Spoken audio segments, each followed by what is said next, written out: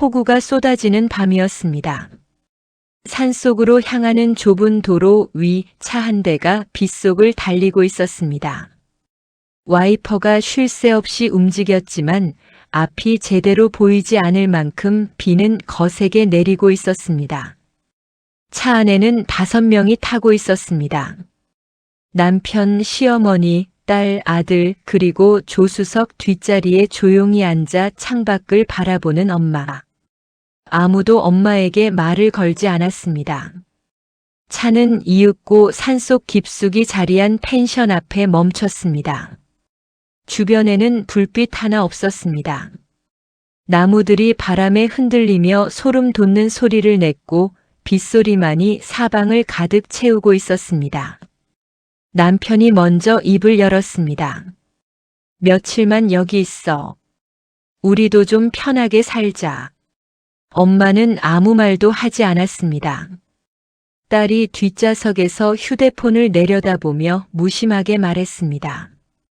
솔직히 엄마 집에 있으면 분위기 망쳐.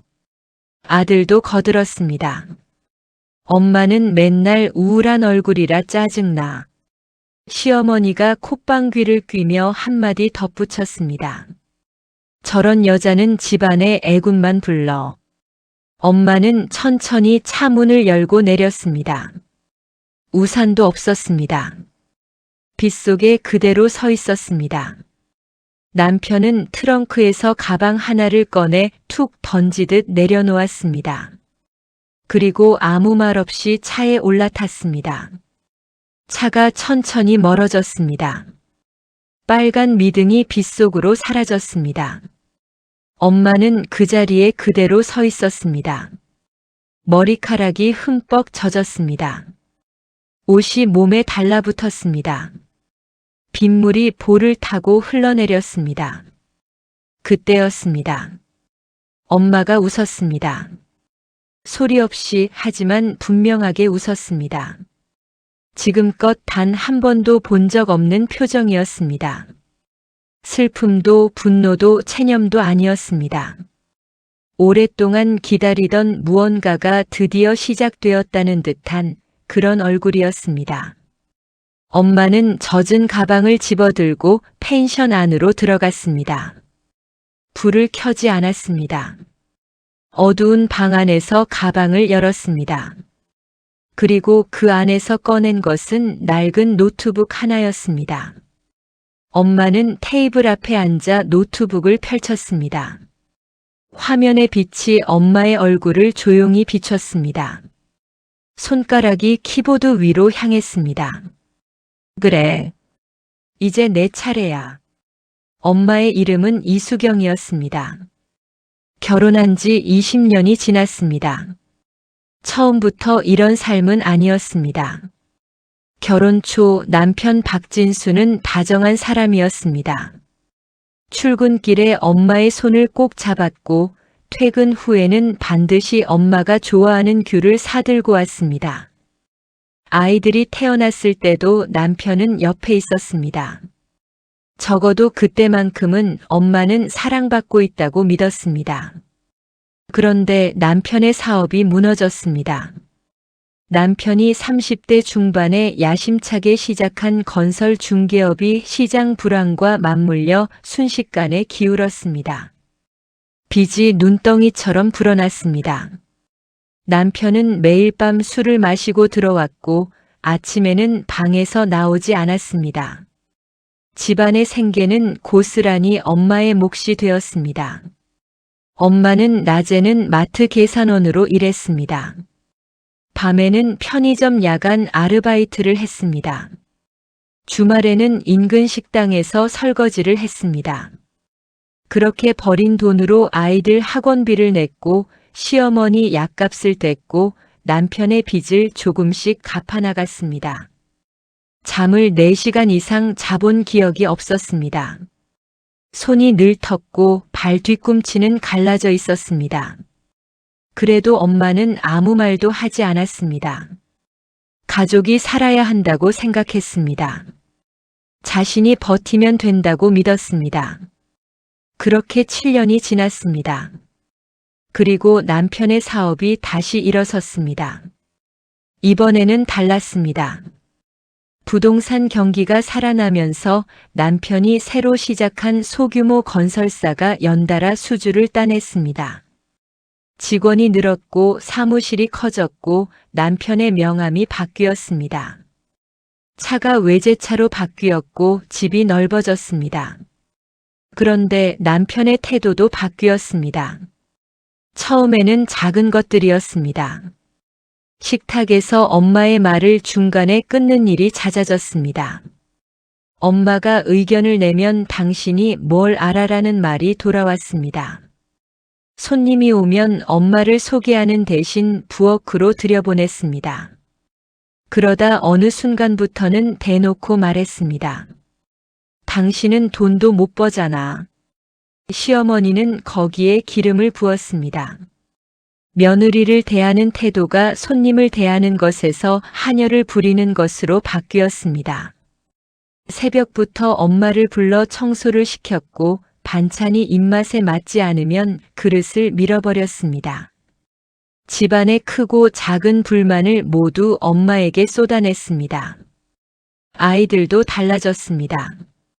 아버지가 엄마를 대하는 방식을 그대로 배웠습니다.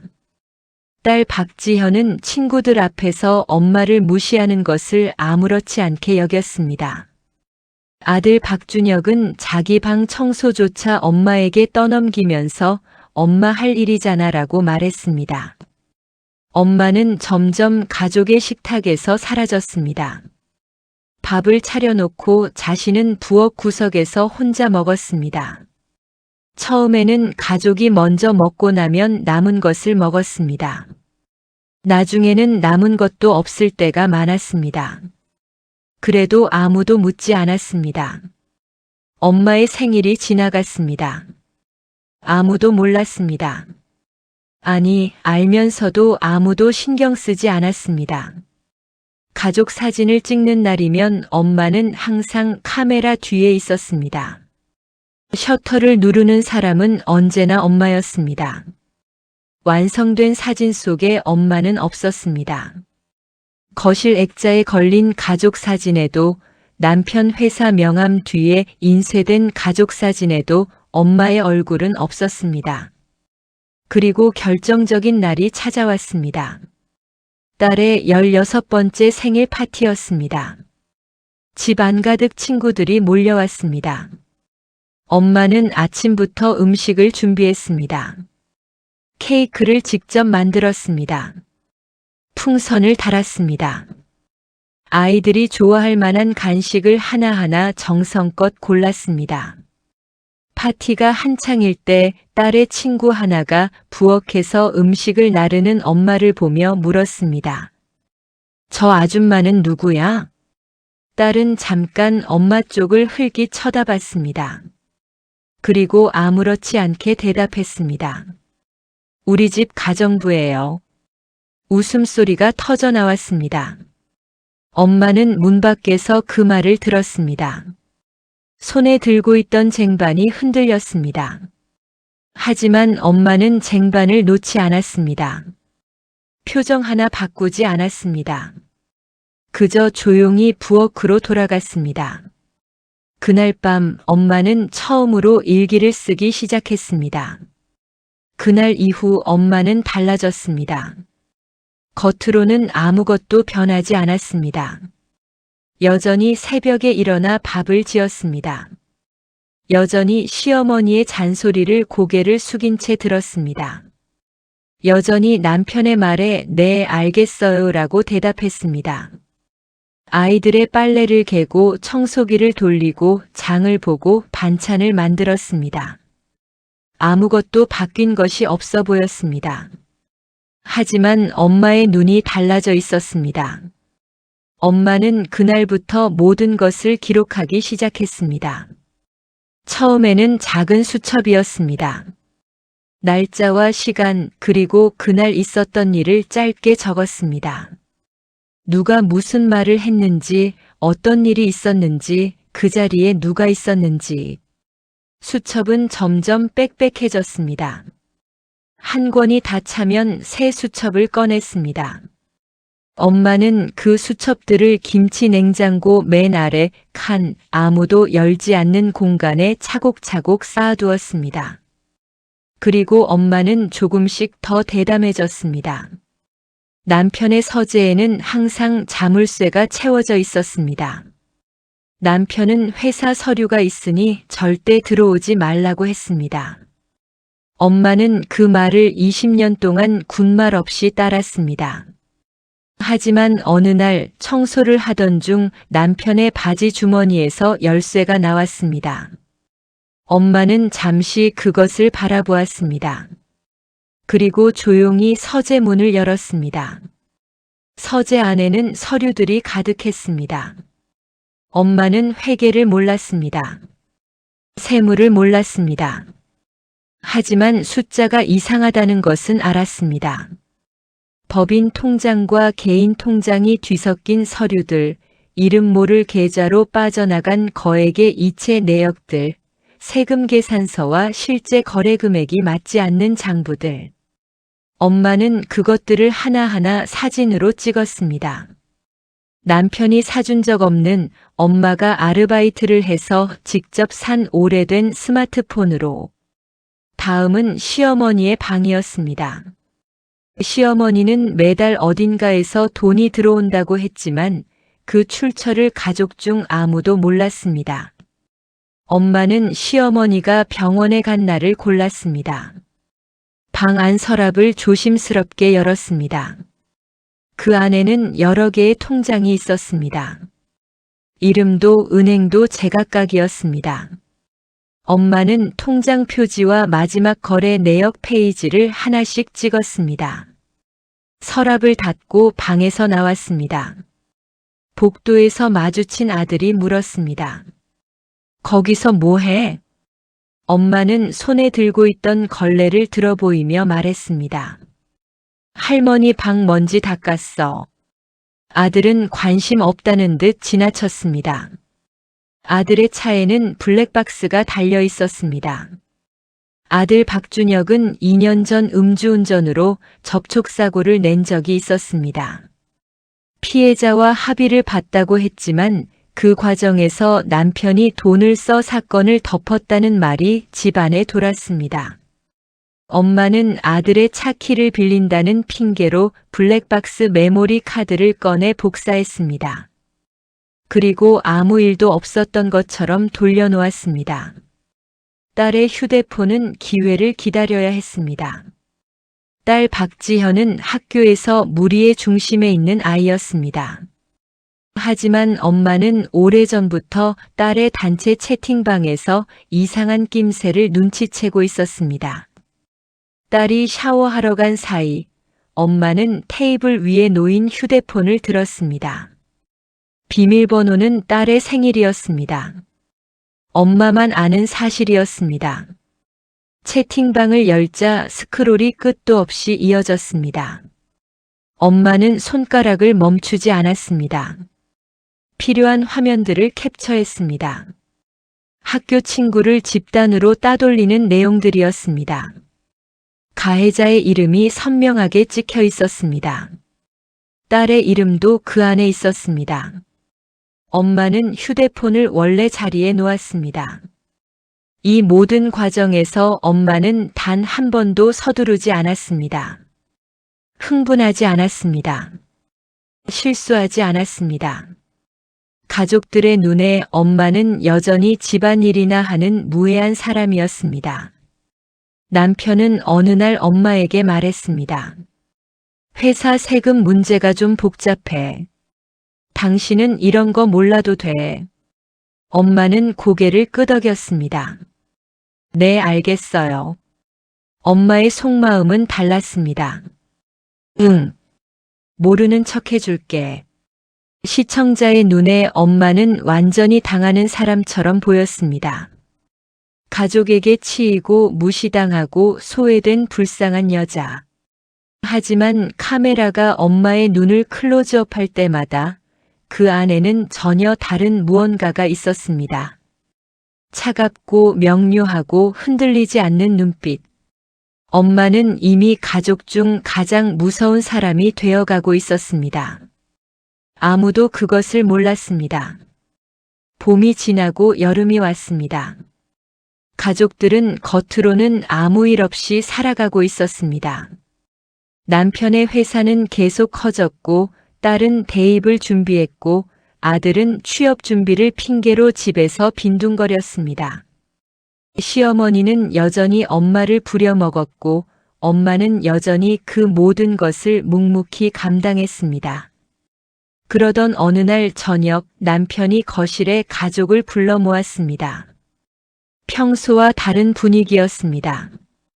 남편의 목소리에는 이상한 가벼움이 섞여 있었습니다. 무언가를 오래 생각해온 사람이 드디어 결론을 내렸을 때 나오는 그런 목소리였습니다. 엄마를 요양원에 모시는 게 좋을 것 같아. 처음에 엄마는 그 말이 시어머니를 향한 것이라고 생각했습니다. 시어머니의 나이가 많았고 건강도 좋지 않았기 때문이었습니다. 하지만 가족들의 시선이 일제히 엄마에게로 향했습니다. 남편이 말하는 대상은 시어머니가 아니었습니다. 엄마였습니다. 요즘 집안 분위기가 좀 무겁잖아. 당신도 쉬어야 하고. 딸이 거들었습니다. 엄마도 거기서 사람들이랑 어울리면 좋지 않겠어요? 여기보다 더 잘 맞을 수도 있잖아요. 아들은 말이 없었습니다. 하지만 부정하지도 않았습니다. 시어머니가 쐐기를 박았습니다. 아들 체면도 있지. 집에 이런 사람 있으면 손님 부르기도 창피해. 엄마는 가족들의 얼굴을 하나씩 바라보았습니다. 남편, 딸, 아들, 시어머니. 20년을 함께 살아온 사람들이었습니다. 엄마가 굶으면서 먹인 사람들이었습니다. 엄마가 밤을 새우며 돌본 사람들이었습니다. 그들은 지금 엄마를 집 밖으로 내보내려 하고 있었습니다. 이유는 단 하나였습니다. 엄마 있으면 집값 떨어져 보여. 남편이 나중에 아들에게 한 말이었습니다. 엄마는 그 말을 복도에서 들었습니다. 집값.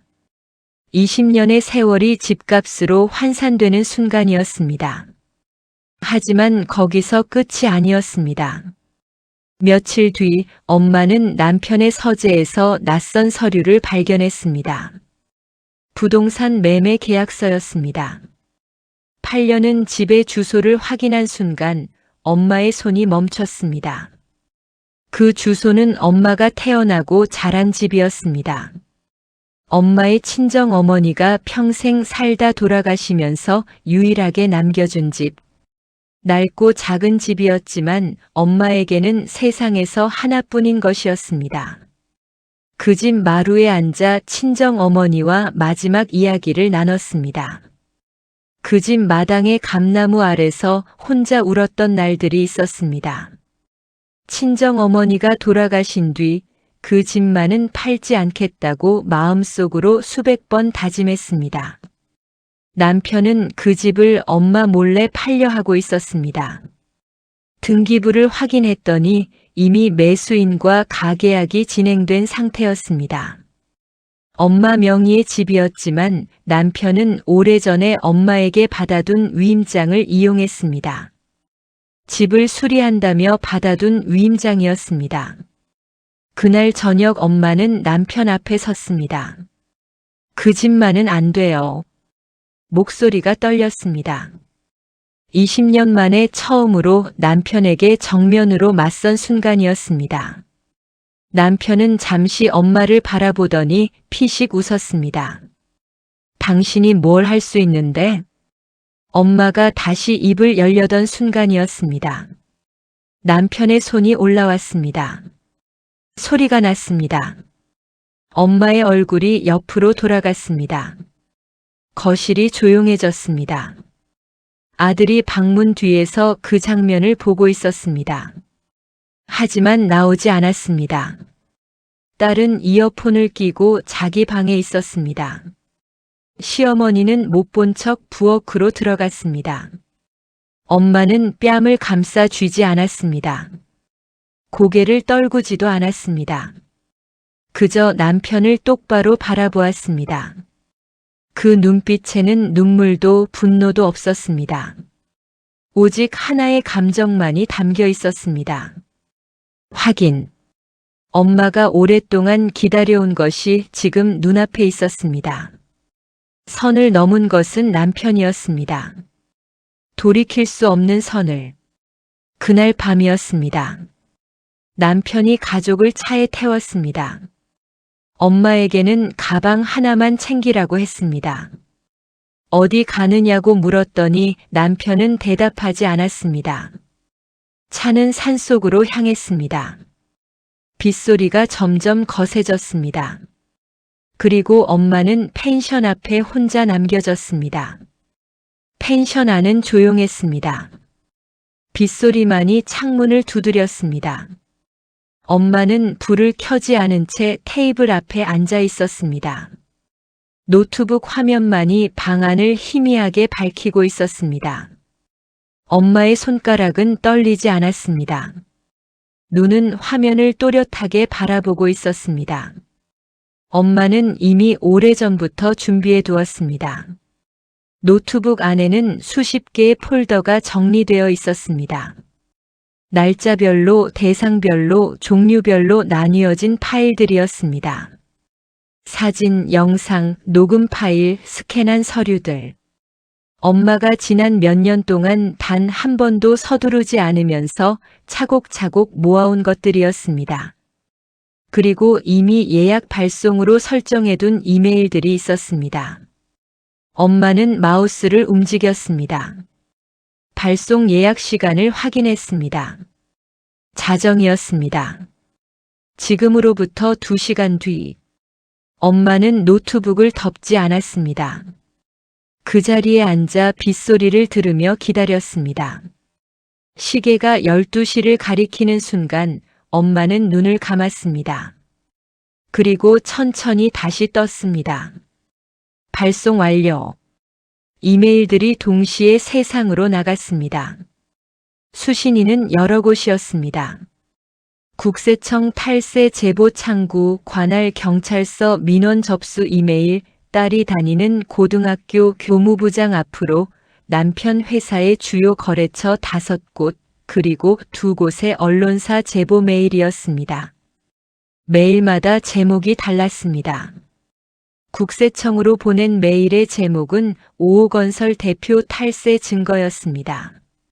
첨부 파일에는 법인 통장과 개인 통장이 뒤섞인 거래 내역, 세금 계산서와 실제 금액이 맞지 않는 장부 사진 차명 계좌로 추정되는 이체 내역이 담겨 있었습니다. 모두 엄마가 서재에서 직접 촬영한 것들이었습니다. 경찰서로 보낸 메일의 제목은 음주사고 은폐 블랙박스 영상이었습니다. 2년 전 아들의 접촉사고 당시 촬영된 블랙박스 원본 영상이었습니다. 영상 안에는 아들이 술에 취한 상태로 운전하다 사고를 낸 장면이 고스란히 담겨 있었습니다. 피해자와의 합의 과정에서 남편이 금품을 제공했다는 정황이 담긴 녹음 파일도 함께였습니다. 학교로 보낸 메일의 제목은 고등학생 학교폭력 가해자 실명 제보였습니다. 딸의 휴대폰에서 캡처한 단체 채팅방 화면들이 첨부되어 있었습니다. 특정 학생을 집단으로 따돌리고 온라인에서 괴롭힌 정황이 날짜별로 정리되어 있었습니다. 가해 학생들의 이름과 학번이 명시되어 있었고 딸의 이름도 그 안에 포함되어 있었습니다. 거래처로 보낸 메일에는 남편 회사의 계약 비리와 관련된 내용이 담겨 있었습니다. 입찰 과정에서 있었던 불투명한 거래, 하도급 업체에 대한 부당한 대금 미지급 증거들이었습니다. 오랫동안 남편에게 눌려 지내온 협력 업체들이 알아야 할 내용들이었습니다. 언론사로 보낸 메일은 가장 짧았습니다. 필요하시면 추가 자료를 드리겠습니다. 그것으로 충분했습니다. 엄마는 모든 것이 발송된 것을 확인한 뒤 휴대폰을 껐습니다. 창문 너머로 빗소리가 계속 들렸습니다. 엄마는 그 소리를 들으며 처음으로 깊은 잠에 들었습니다. 오랫동안 그런 잠을 자본 적이 없었습니다. 다음 날 아침이 밝았습니다. 엄마의 집은 아수라장이 되어 있었습니다. 이른 아침부터 낯선 차들이 집 앞에 들어섰습니다.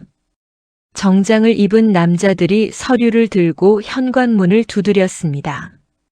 남편이 문을 열었을 때 그들은 신분증을 내밀었습니다. 국세청 조사관이었습니다.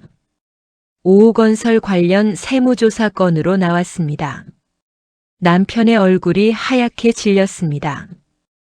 회사 사무실에도 동시에 조사관들이 들이닥쳤습니다.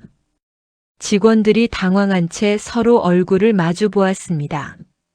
서류들이 압수되었고 컴퓨터가 봉인되었습니다. 남편은 부랴부랴 변호사에게 전화를 걸었지만 목소리가 제대로 나오지 않았습니다. 딸의 학교에서는 교무부장이 딸을 불렀습니다. 면담 좀 하자. 딸은 영문을 모른 채 교무실로 들어갔습니다. 테이블 위에는 자신이 나눈 채팅방 화면이 인쇄되어 있었습니다. 딸의 얼굴이 굳었습니다. 아들에게는 경찰서에서 연락이 왔습니다. 출석 요청 건으로 연락드립니다. 시어머니의 통장은 금융당국의 조회 대상에 올랐습니다. 여러 명의 이름으로 분산된 계좌들이 하나씩 추적되기 시작했습니다. 집안에서 남편이 소리를 질렀습니다. 누가 이런 짓을 했어? 아무도 대답하지 못했습니다. 그때 거실 텔레비전에서 뉴스가 흘러나왔습니다. 앵커가 담담한 목소리로 읽었습니다. 중견 건설사 5호건설에 대한 세무조사가 시작된 가운데 관련 제보가 복수의 기관에 동시에 접수된 것으로 확인되었습니다. 제보자는 가족 내부 인물로 추정됩니다. 남편이 텔레비전을 바라보았습니다. 천천히, 아주 천천히 고개를 돌렸습니다. 그리고 처음으로 생각했습니다. 남편은 한동안 텔레비전 화면을 바라보았습니다. 뉴스는 이미 다음 꼭지로 넘어가 있었습니다. 하지만 남편의 머릿속에는 앵커의 목소리가 계속 맴돌았습니다. 가족 내부 인물로 추정됩니다. 그 문장이 반복되었습니다. 남편은 천천히 자리에서 일어났습니다. 수경아. 대답이 없었습니다. 이수경. 부엌에도 안방에도 다용도실에도 엄마는 없었습니다. 남편은 집안을 한 바퀴 돌았습니다. 20년 동안 엄마가 없는 공간을 의식해 본 적이 없었습니다. 엄마는 언제나 거기 있었습니다. 부엌에, 거실 구석에, 다용도실에, 베란다에. 공기처럼 존재했고 공기처럼 당연했습니다. 그런데 없었습니다. 딸이 거실로 나왔습니다.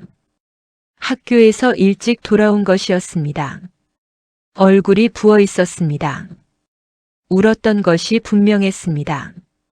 엄마 어디 있어요? 남편은 대답하지 못했습니다. 아들도 방에서 나왔습니다. 경찰서 출석 통보를 받고 멍한 얼굴이었습니다. 엄마 연락 안 돼요? 남편은 그제야 휴대폰을 들었습니다. 엄마의 번호를 눌렀습니다. 신호음이 갔습니다. 한 번, 두 번, 세 번. 그리고 자동 응답 메시지가 흘러나왔습니다. 지금 전화를 받을 수 없습니다. 남편은 다시 눌렀습니다. 결과는 같았습니다. 시어머니가 방에서 나오며 말했습니다. 그 여자 어디 간 거야? 밥은 누가 해? 아무도 대답하지 않았습니다. 가족들이 엄마를 찾기 시작했습니다. 하지만 이상한 점이 있었습니다. 그 누구도 엄마가 걱정되어서 찾는 것이 아니었습니다. 남편은 지금 당장 법적 문제를 해결하려면 엄마가 어떤 자료를 갖고 있는지 알아야 했습니다. 딸은 학교 징계를 피하려면 엄마가 제보를 취소해줘야 한다고 생각했습니다. 아들은 경찰 출석 전에 엄마를 설득해서 블랙박스 영상을 어떻게든 무효화할 수 있을지 따져보고 있었습니다. 딸이 먼저 말을 꺼냈습니다. 엄마한테 무릎 꿇으면 어떻게 안 될까요? 아들이 받았습니다. 엄마가 설마 진짜 다 신고했겠어요? 증거가 제대로 있겠어요? 남편은 아무 말도 하지 않았습니다. 하지만 속으로는 알고 있었습니다. 엄마는 진짜였습니다. 국세청 조사관들이 들이닥친 것이 그 증거였습니다. 허술한 제보로는 그렇게 빠르게 움직이지 않습니다. 남편은 차 키를 집어들었습니다. 내가 다녀올게. 산속 펜션으로 향하는 길은 전날 밤보다 훨씬 조용했습니다. 비는 그쳐 있었습니다. 아침 햇살이 나뭇잎 사이로 내려앉았습니다. 남편은 핸들을 꽉 쥔 채 달렸습니다. 머릿속으로 엄마에게 할 말을 정리했습니다. 어떻게 말해야 엄마가 제보를 취소할까? 어떻게 해야 이 상황을 수습할 수 있을까? 펜션에 도착했습니다. 현관문은 잠겨 있지 않았습니다. 남편이 문을 열고 들어갔습니다. 방 안은 깔끔하게 정리되어 있었습니다. 이불이 반듯하게 개져 있었고 쓰레기통은 비어 있었습니다. 엄마가 머물렀던 흔적이 있었지만 엄마는 없었습니다.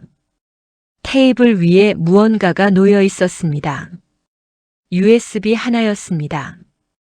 작고 검은 USB였습니다. 그 옆에 메모지가 한 장 있었습니다. 남편의 이름이 적혀 있었습니다. 남편은 메모지를 집어들었습니다. 딱 한 줄이었습니다. 열어봐. 남편은 USB를 들고 차로 돌아갔습니다. 차 안에서 노트북을 꺼냈습니다. 손이 미세하게 떨렸습니다. USB를 꽂고 폴더를 열었습니다. 영상 파일이 하나 있었습니다. 재생 버튼을 눌렀습니다.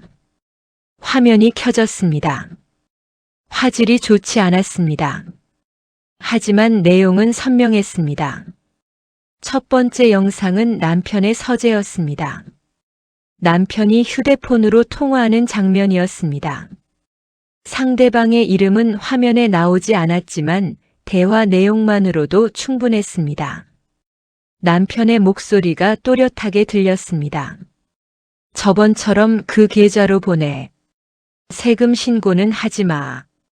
두 번째 영상은 시어머니의 방이었습니다. 시어머니가 전화 통화를 하는 장면이었습니다. 통화 내용에는 며느리를 향한 욕설이 가득했습니다. 20년 동안 엄마를 어떻게 생각해 왔는지가 날 것 그대로 담겨 있었습니다. 세 번째 영상은 딸의 생일 파티 날이었습니다. 우리 집 가정부예요. 딸의 목소리가 흘러나오는 순간 남편은 눈을 감았습니다.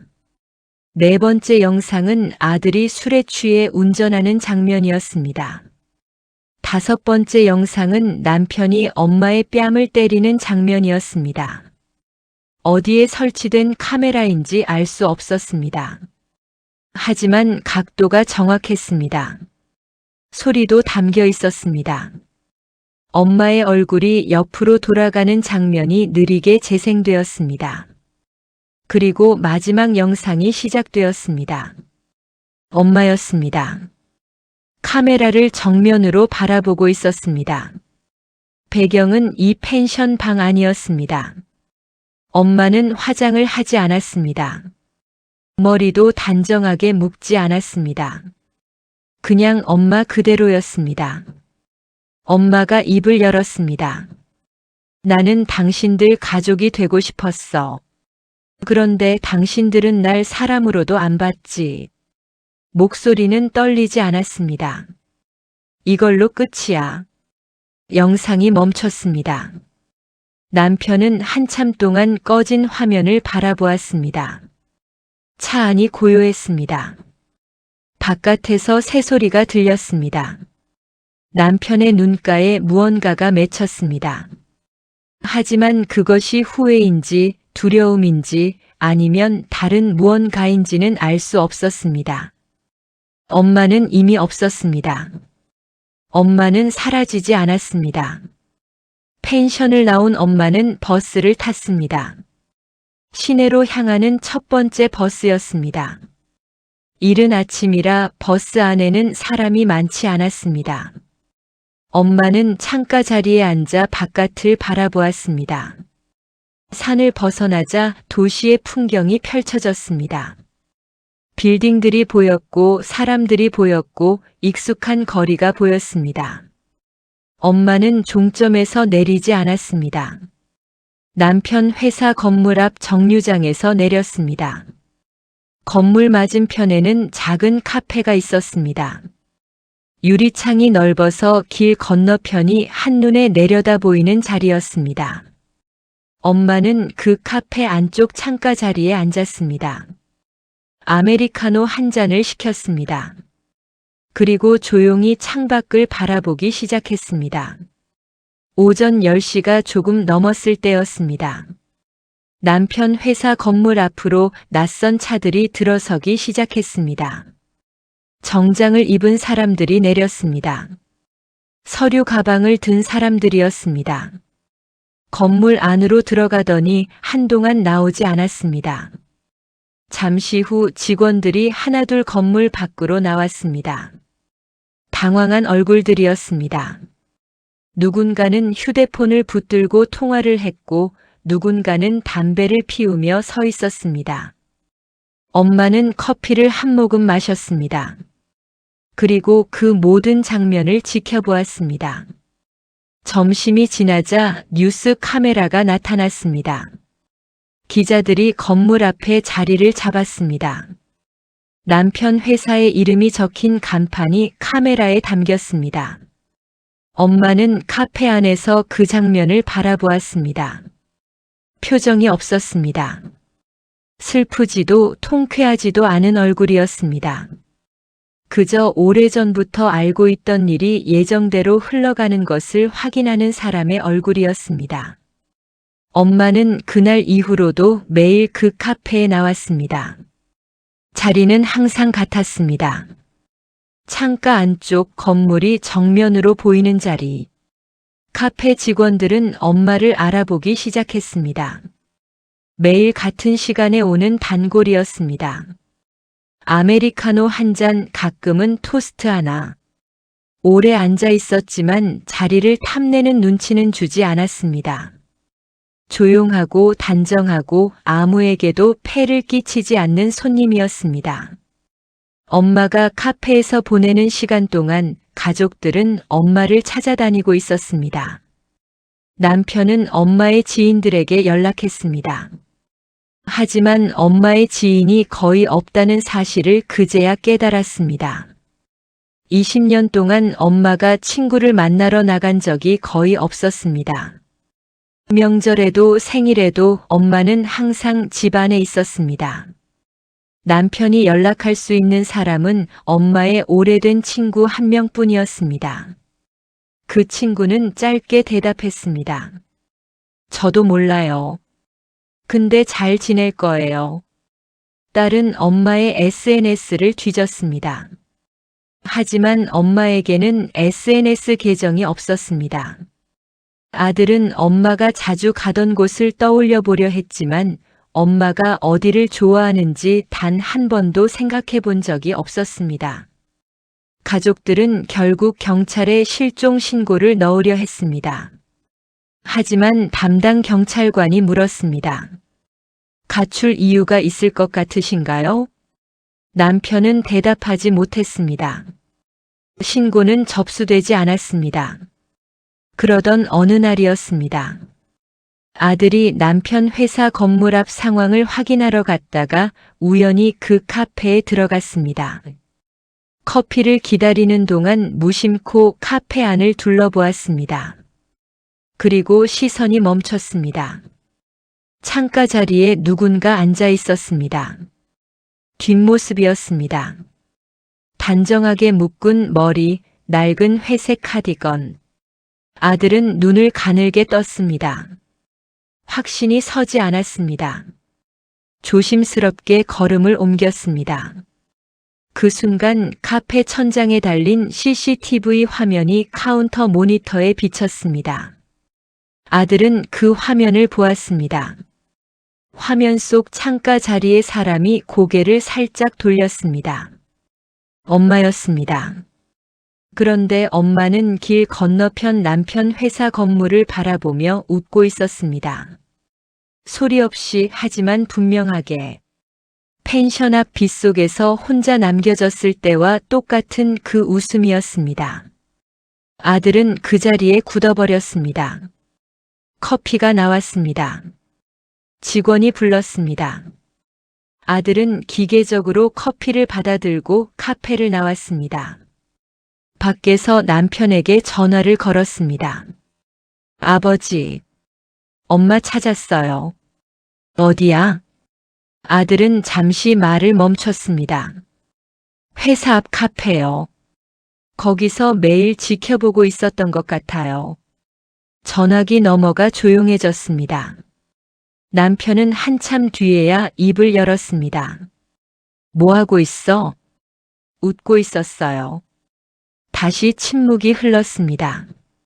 엄마는 도망간 것이 아니었습니다. 숨은 것도 아니었습니다. 가족이 무너지는 것을 가장 잘 보이는 자리에서 매일 조용히 지켜보고 있었습니다. 커피 한 잔을 손에 쥔 채로 아무도 알아채지 못하는 자리에서 그것이 엄마의 방식이었습니다. 그리고 그날 밤 남편은 혼자 서재에 앉았습니다. 법적 문제를 정리해야 했습니다. 변호사와 통화해야 했습니다. 거래처에 해명을 해야 했습니다. 해야 할 일이 산더미였습니다. 하지만 남편은 아무것도 하지 못했습니다. 서재 책상 서랍을 열다가 낡은 봉투 하나가 눈에 들어왔습니다. 예전부터 있던 것이었지만 한 번도 열어본 적이 없었습니다. 엄마의 글씨로 이름이 적혀 있었습니다. 남편은 봉투를 열었습니다. 병원 서류였습니다. 20년 전 날짜가 찍혀 있었습니다. 남편의 사업이 완전히 무너졌던 바로 그 해였습니다. 서류의 내용을 읽어 내려가던 남편의 손이 멈췄습니다. 신장 적출 수술 동의서였습니다. 환자의 이름은 이수경이었습니다. 남편은 서류를 손에 쥔 채 움직이지 못했습니다. 20년 전의 일이었습니다. 사업이 완전히 무너졌을 때 빚쟁이들이 매일 집 앞에 찾아오던 때 남편이 방 안에서 나오지 못하던 그 시절. 엄마는 낮에는 마트에서 일하고 밤에는 편의점에서 일했습니다. 그것만으로는 부족했습니다. 빚은 줄어들지 않았습니다. 그래서 엄마는 병원을 찾아갔습니다. 혼자였습니다.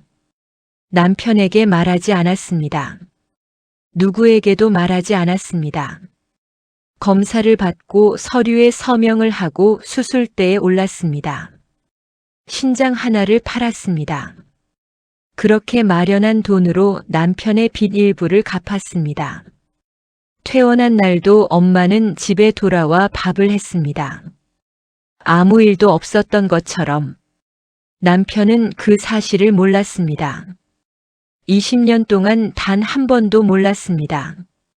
서류 뒷면에 엄마의 메모가 적혀 있었습니다. 작고 단정한 글씨였습니다. 당신이 다시 일어설 수 있다면 이 정도는 괜찮아. 남편의 눈에서 무언가가 흘러내렸습니다. 처음이었습니다. 20년 만에 처음으로 남편이 울었습니다. 소리도 없이 변명도 없이 서재 바닥에 주저앉아 서류를 가슴에 안고 울었습니다. 오랫동안 울었습니다. 하지만 이미 늦었습니다. 가족은 하나씩 무너졌습니다. 남편의 회사는 세무조사 결과 수십억 원의 탈세가 드러났습니다. 법인 자산이 압류되었고 진행 중이던 공사 계약이 줄줄이 취소되었습니다. 오랫동안 남편 밑에서 억울하게 일해온 하도급 업체들이 소송을 제기했습니다. 남편의 불륜 사실도 언론을 통해 공개되었습니다. 회사 동료들이 하나둘 떠났고 오랜 지인들이 연락을 끊었습니다. 남편은 하루아침에 모든 것을 잃었습니다. 딸은 학교 징계위원회에 회부되었습니다. 피해 학생 측이 정식으로 고소를 진행했습니다. 학교 폭력 가해자로 기록이 남았고 준비하던 대학 입시에 치명적인 영향을 받았습니다. 친하게 지내던 친구들은 여론이 나빠지자 하나씩 멀어졌습니다. 딸은 처음으로 혼자가 되었습니다. 학교에서도 집에서도. 아들은 음주운전 사건이 정식으로 재수사되었습니다. 사고 은폐에 금품이 개입된 정황이 드러나면서 단순 교통사고가 아닌 형사사건으로 처리되었습니다. 전과 기록이 남았습니다. 준비하던 취업은 물 건너갔습니다. 시어머니는 차명 계좌들이 하나씩 추적되면서 오랫동안 숨겨온 재산이 드러났습니다. 법적 처리가 진행되는 동안 아들도 딸도 시어머니 곁을 지키지 않았습니다. 넓은 집에 시어머니 혼자 남겨졌습니다. 그토록 군림하던 집에서 아무도 없이 몇 달이 지났습니다. 도시 외곽의 조용한 골목에 작은 가게가 하나 문을 열었습니다. 간판은 단순했습니다. 흰 바탕에 검은 글씨로 수경백반이라고 적혀 있었습니다. 메뉴는 많지 않았습니다. 된장찌개, 제육볶음, 생선구이, 그리고 계절마다 바뀌는 반찬 두어 가지. 가격은 저렴했고 양은 넉넉했습니다. 엄마는 새벽에 일어나 장을 봤습니다. 혼자였습니다. 하지만 이번에는 달랐습니다. 장바구니를 고르는 손이 가벼웠습니다. 누군가의 눈치를 보지 않아도 되었습니다. 오늘 무엇을 만들지 스스로 정했습니다. 그것만으로도 충분했습니다. 가게는 소문이 났습니다. 처음에는 동네 어르신들이 왔습니다. 그 다음에는 근처 직장인들이 왔습니다. 점심시간이면 줄이 생겼습니다. 엄마는 손님 한 명 한 명에게 말을 건넸습니다. 오늘 좀 어때 보인다. 어제보다 안색이 좋다. 이 반찬 입에 맞으면 더 드려요. 작은 말들이었지만 진심이 담겨 있었습니다. 손님들은 그것을 알았습니다. 엄마는 처음으로 웃었습니다. 억지로 지은 웃음이 아니었습니다. 누군가의 눈치를 살피는 웃음이 아니었습니다. 그냥 밥을 먹고 나서 배가 부를 때 저절로 나오는 것 같은 웃음이었습니다. 그러던 어느 날 오후였습니다. 가게 문이 열렸습니다. 영업이 끝난 시간이었습니다. 엄마는 테이블을 닦고 있었습니다. 고개를 들었습니다. 남편이 서 있었습니다. 그 뒤로 딸과 아들이 있었습니다. 셋 다 초라해 보였습니다. 남편의 얼굴에는 전에 없던 주름이 생겨 있었습니다. 딸은 눈이 부어 있었습니다. 아들은 고개를 들지 못했습니다. 남편이 먼저 무릎을 꿇었습니다. 딸과 아들도 따라 꿇었습니다. 남편의 목소리가 떨렸습니다. 한 번만 용서해줘. 제발. 딸이 울먹였습니다. 엄마 잘못했어요. 진짜로. 아들은 아무 말도 못했습니다. 그저 바닥을 바라보았습니다.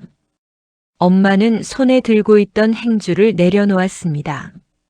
천천히 세 사람을 바라보았습니다.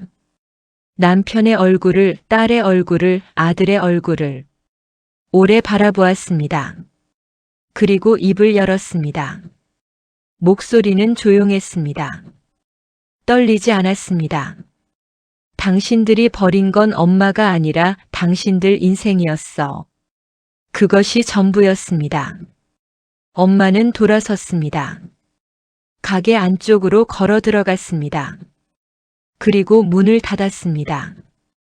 잠시 후 유리문 너머로 팻말이 걸렸습니다. 영업 종료. 세 사람은 문 앞에 그대로 있었습니다. 무릎을 꿇은 채로. 아무도 일어나지 않았습니다. 아무도 말하지 않았습니다. 하늘에서 빗방울이 떨어지기 시작했습니다. 처음에는 한 방울, 두 방울. 그러다 점점 굵어졌습니다. 얼마 지나지 않아 폭우가 쏟아졌습니다. 가족들이 처음 엄마를 산속에 버리던 그날 밤처럼 그들은 빗속에 남겨졌습니다. 가게 안에서는 불빛이 새어나왔습니다. 엄마가 내일을 준비하는 소리가 들렸습니다. 그릇을 씻는 소리, 재료를 다듬는 소리, 그리고 아주 작게 엄마가 혼자 흥얼거리는 소리. 빗소리가 그 모든 것을 덮었습니다. 문은 열리지 않았습니다.